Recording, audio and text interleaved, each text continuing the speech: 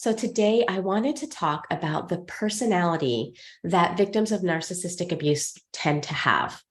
And I'm not talking about their real personality. I'm talking about who they become as a result of the abuse. And this is true whether it's childhood trauma that your parents were narcissists or from a long-term relationship.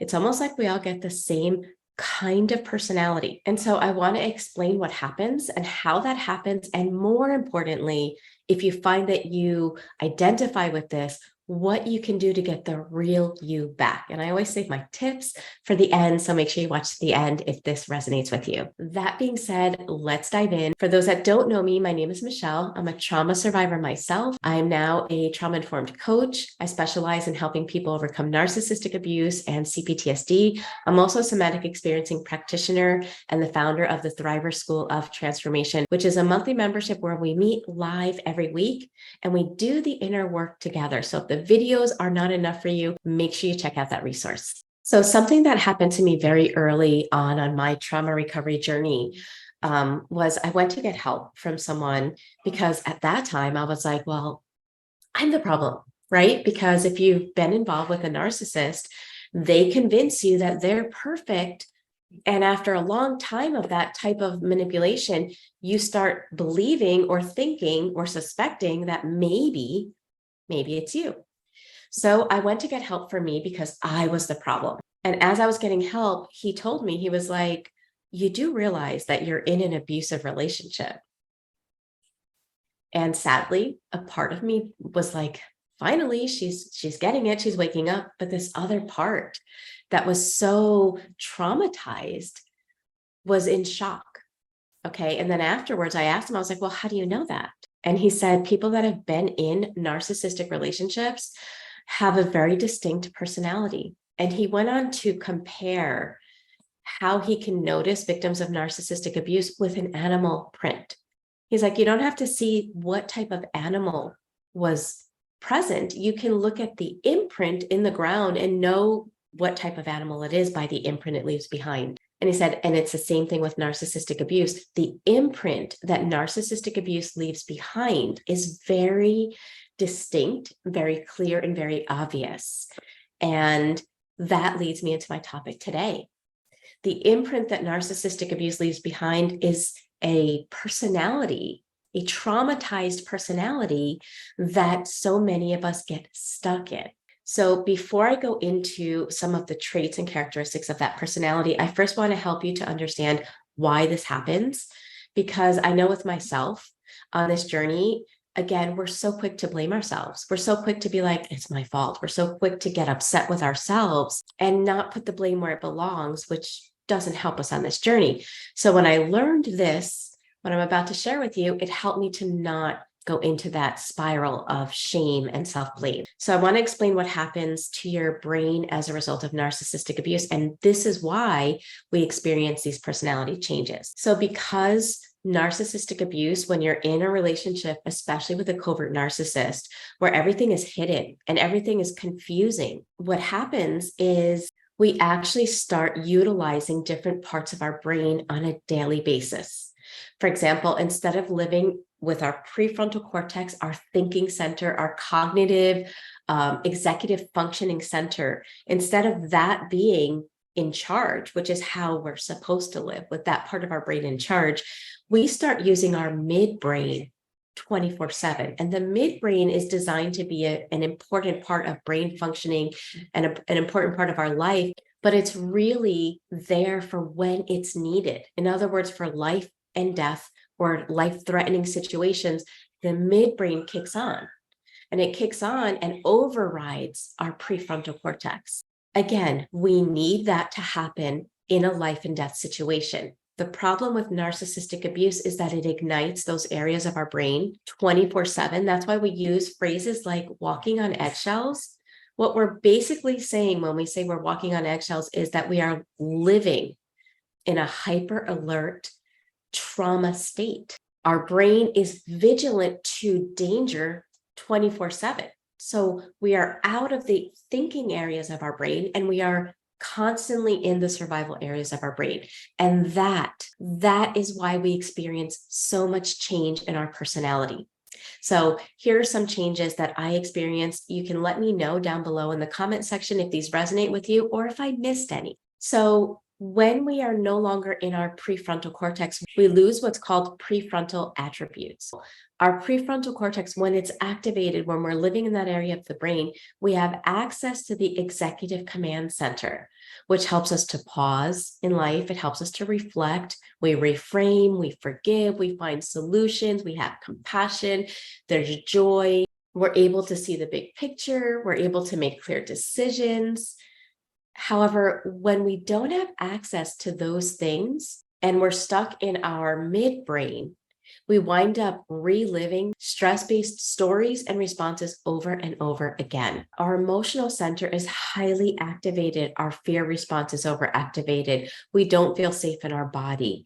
We don't have clear thinking. We have a loss of memory. We get stuck in negative thought patterns. Our brain is struggling with rumination, with highly intrusive thoughts, with feeling like something bad is going to happen. So we aren't ourselves. Rather than being ourselves, we live in this constant state of fear. When this happens for a prolonged period of time, we can get stuck in the 5 main symptoms of complex PTSD. And they are self-abandonment, toxic shame, having a harsh inner critic, social anxiety, and emotional flashbacks. Those 5 main components and what they have us feeling and doing become like our new personality. We're not ourselves. We are stuck flinging between those 5 main symptoms. For example, with emotional flashbacks, because the trauma is somewhere still alive and stuck in our body is always on hyper alert to anything that reminds it of the trauma.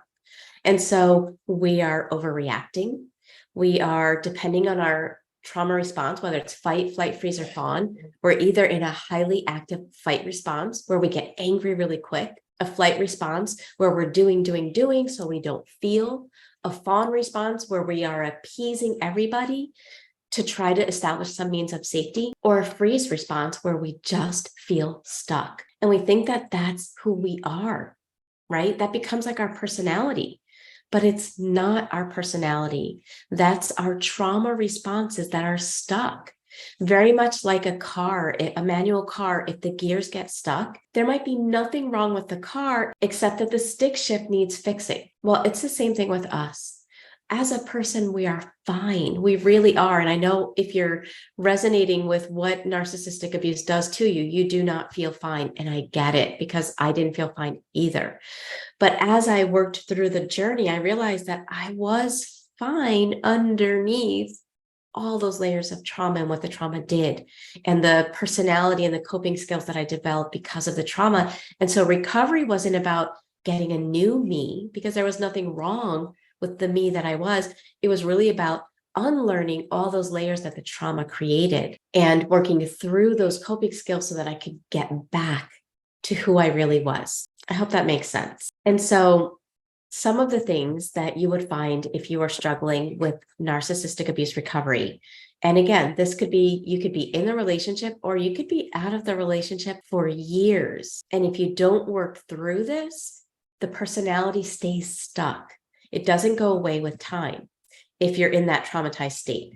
So some of the things that you would notice is that you are probably very hypervigilant. When you go someplace, it's almost like, and this is what happens, is like our nervous system kind of spreads out and is constantly scanning the environment. So you don't feel like you're just being and you're at the event or you're at the place that you're at. You feel yourself on alert, scanning and looking for danger. You never feel safe in your body. You constantly have this dread or fear that something bad is going to happen. And so you're always gauging what you're doing and how other people are responding to you, because you're trying to find a way to feel safe. You find yourself easily triggered. You have a hard time regulating your emotions. So when you are flung into fight, flight, freeze, or fawn, it can take days for you to feel like you have worked through that trauma response and are back in your body. And for some people, they feel like they are living a never-ending trauma response. They never feel present in their body as who they really are. Oftentimes it affects us emotionally. Again, some of those prefrontal attributes that we lose are joy, excitement, passion, creativity. And instead of being able to feel those things, we wind up stuck in emotional states like depression or anxiety, or flinging back and forth between the two. We wind up being stuck with negative thoughts all the time. I know with myself, and this sounds so weird to say it, and if I didn't experience it, I think I would have a hard time understanding other people that experience it. So for anyone that listens to this and is like, that's just crazy, that doesn't make sense, maybe you don't have CPTSD, maybe you haven't undergone narcissistic abuse, because anyone that has is going to be like, Michele, I get you, I hear you. But I went so long without laughing, which is so sad to admit, especially because I was known when I was young. I was known for being the kind of person that could never tell a joke because I'd be laughing at the punchline before I could get it out into words, right? So it was a complete change in personality, but I went so many years without laughing that I had to teach myself to laugh again. And this kind of shifts me into, well, what do we do if we start realizing that, yes, I now have the personality of somebody that has been through narcissistic abuse? This resonates. What do I do about it? This is the hard part, because I know with myself, and so many of you, you're like, okay, give me the answer so I can do this, and tomorrow I'm me. We have this intense need to want to like take our trauma and fling it outside of us so that we could just be ourselves. And we want it to be quick and painless. But it doesn't work that way. And that's something that I had to learn the hard way. So you might have to learn that the hard way as well. But the faster I tried to move on my recovery journey, the longer it was taking. I had to learn that it wasn't about getting rid of my trauma. It was about supporting my body where it was stuck, because that's kind of why trauma gets stuck in our body, is because whatever we're going through is too much, too fast, and without any support. And so we're trying to heal it in the same way it got stuck in our body. It doesn't work. We have to do things differently. We have to learn how to unlearn what our body and mind and our subconscious mind learned as a result of narcissistic abuse, which is the negative beliefs that are now running the show in our life. We have to unlearn those. We have to help our body to embody new beliefs, because it's one thing to know with my mind, like, I know I want to believe this about myself. And my body's like, yeah, well, that's nice, but I believe this. And getting the two to work together, that's the secret to working through narcissistic abuse. We can't do it with the mind only. And so many of us want to do that. I say that because I did too. I was like, well, can't I just learn my way through this? Can I just learn what it's like to be safe, and then my body's just going to follow me? No. That's what happens when we're children and we only have our subconscious. Our body is following whatever we're learning in those years. But as adults, we now have two aspects of our brain. We have our, technically three, but I'm just going to talk about the two right now. We have our conscious mind and our adult self, and we have our subconscious. And we have to help both work together after narcissistic abuse, which means the conscious mind is our thinking brain. Our subconscious is our body. We have to learn ways to help them to work together. And that's something that takes time. It takes patience. It's almost like going to a home. You think of a home that you want to flip, right? So you go to this home and it's really beat up, and it's kind of on the outside, it really looks like it needs a lot of work, right? But the structure is sound and strong. But you have to go in and kind of remove the old parts that no longer serve the home, the old wiring, the old paneling, whatever is no longer serving it, and you have to install the new. Well, internally, we have to do the same. We have to remove the faulty old wiring that's in our subconscious, and we have to install and learn and embody new subconscious beliefs. We have to help our survival brain to no longer be in charge of our life. We want it there for when we need it. Just like in your home, you want your home alarm there for when It's needed. But imagine living in your house with your alarm blaring 24/7. Imagine how that would disrupt you emotionally. Well, that's just a tiny piece of what it's like to have our midbrain and our survival brain on all the time. It affects every aspect of our lives, of our inner peace or lack of inner peace. So we have to help that survival brain to learn how to only be active when needed. And I know that sounds like a lot, and it is a lot, because narcissistic abuse really causes a lot of destruction. It causes a lot of breakdown in your cognitive functioning, in your emotional states, in your body, in your health. And so lasting change does take effort and time. But I just want to encourage you to be willing to give yourselves that, because if you don't, there's nothing worse than having to go through narcissistic abuse, right? That's awful, especially because the people that inflict narcissistic abuse are usually the people that you expect to love you and to be there for you. So it's awful to have to go through, but to stay stuck in it, even if the narcissist is gone, is even worse. So doing the inner work is worth it, because you get you back. And if you're struggling, make sure you check out Thriver School of Transformation. I have a half off sale. So if you want to join us for the year and really be with other Thrivers that are working through the same journey, that get it, that understand you, make sure you check out that link. The sale ends on the 31st.